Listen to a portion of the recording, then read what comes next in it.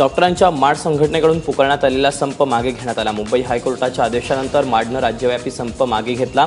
16 medical कॉलेजमधील 5000 निवासी doctor संपावर जाणार होते। धुळ्यातील डॉक्टरला झालेल्या मारहाणी विरोधात हा संप पुकारला होता। संप मागे घेतला असला तरी शांततेने निदर्शनं करण्यात येणार आहेत। विशेष म्हणजे माडचे डॉक्टर संप करणार नाहीत असं माडनं कोर्टात सांगितलंय।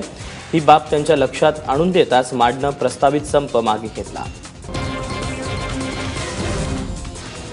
महाराष्ट्र लोकसेवा आयोग म्हणजेच MPSCचा निकाल जाहीर झाला। या परीक्षेत नाशिक जिल्ह्यातल्या भूषण अशोक अहिरे पहिला आला। अभियांत्रिकी शाखेतून पदवीधर असलेल्या भूषणची उपजिल्हाधिकारी पदाकरता निवड झाली, तर मुलींमधून साताऱ्याची पूनम संभाजी पाटील पहिली आली। पूनम ही अभियांत्रिकी शाखेची पदवीधर असून पोलीस उपअधीक्षक पदाकरता तिची निवड करण्यात आली आहे। गेल्या वर्षी एकूण 1575 उमेदवारांनी ही परीक्षा दिली होती।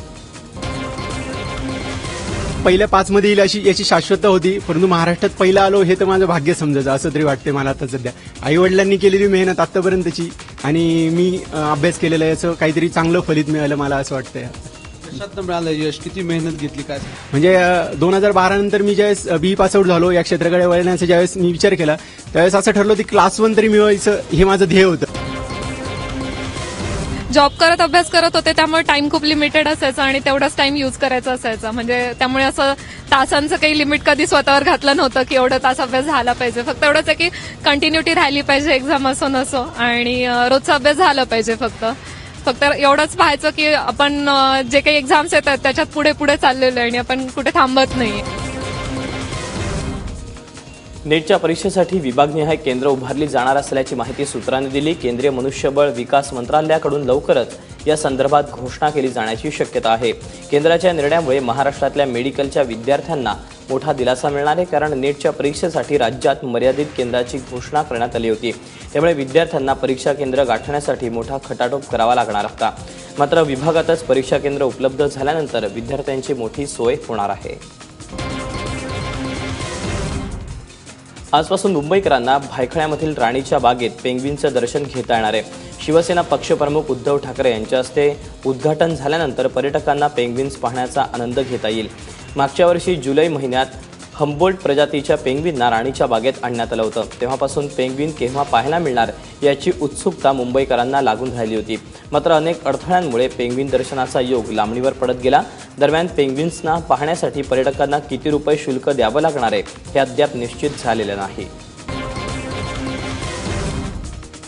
3 दिवसात बेस्ट कर्मचाऱ्यांचा पगार झाला नाही तर तीव्र आंदोलनाचा इशारा बेस्ट कर्मचारी संघटनेचे सरचिटणीस शशांक राव यांनी दिला।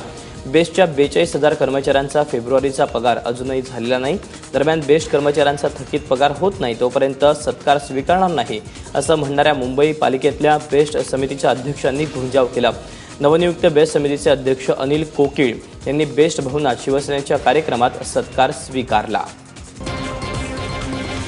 सत्कार स्वीकारणार नाही असं मी सांगितलं, ते प्रेमापोटी आणतायत। मी आता उद्यापासून सगळ्या डेपोमध्ये माझे सत्कार समारंभ सोहळे सुरू केलेले होते। मी त्यांना स्पष्ट सूचना दिलेल्या आहेत की कुठलाही शाल श्रीफळ सत्कारला कुठल्या कार्यक्रमाला जाणार नाही आणि कोणत्याही परिस्थितीमध्ये जोपर्यंत पगार होणार नाही तोपर्यंत कुठल्याही प्रकारचा सन्मान आणि पेढे वगैरे मी खाणार नाही। अवकाळी पावसानं आपला मोर्चा विदर्भाकडे वळवलाय। उन्हाच्या काहिलीनं हैराण झालेल्या विदर्भात काल जोरदार पाऊस झाला। बुलढाणा, वाशिम, अकोल्यात विजेच्या कडकडाटासह पावसानं जोरदार हजेरी लावली। यवतमाळमध्येही पाऊस बरसला। यवतमाळ शहरासह पुसद, दारव्हा, कळंब तालुक्यात काही ठिकाणी अवकाळी पाऊस झाला तर काही ठिकाणी गारपीट। जोरदार वादळी वाऱ्यासह आलेल्या पावसानं शेतकऱ्यांसोबतच सामान्य नागरिकांचीही तारांबळ उडाली।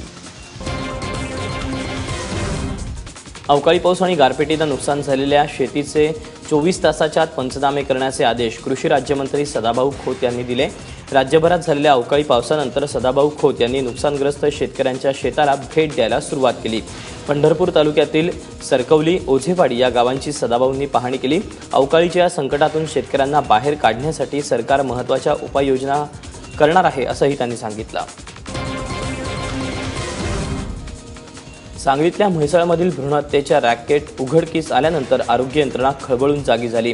महापालिकेच्या आरोग्य विभागानं कुप्पाड परिसरातील बेकायदेशीर विनापरवाना सुरू असलेली 2 हॉस्पिटल्स सील केली आहेत। शारदा आणि चिल्ड्रन क्लिनिकवर कारवाई करण्यात आली। विशेष म्हणजे एक्सपायरी डेट संपलेली औषधही मोठ्या प्रमाणात जप्त करण्यात आली आहेत। गर्भलिंग निदान आणि बेकायदा गर्भपात रोखण्यासाठी सांगली जिल्ह्यात 11 पथकं नियुक्त करण्यात आली आहेत। कोल्हापूरच्या महालक्ष्मीसाठी बनवण्यात येणारी सोन्याची पालखी तयार झाली आहे। 26,000 भक्तांनी दान केलेल्या 26 किलो सोन्यापासून ही पालखी तयार करण्यात आली। अक्षय तृतीयेच्या दिवशी ही पालखी देवीच्या चरणी अर्पण केली जाणार आहे। कोल्हापूरच्या चारही दिशांच्या रक्षक देवता, कपिल मुनी, श्रीयंत्र, गौरीशंकर अशी शुभचिन्ह, ऐश्वर्याचे प्रतीक असलेला हत्ती, मणिकाम केलेले मोर अशा शुभचिन्हांनी आणि देवतांच्या अधिष्ठांनी ही पालखी सजली आहे। शनिवारी शुद्धीकरण करून शंकराचार्यांच्या हस्ते ही पालखी देवस्थानाकडे सोपवली जाणार आहे।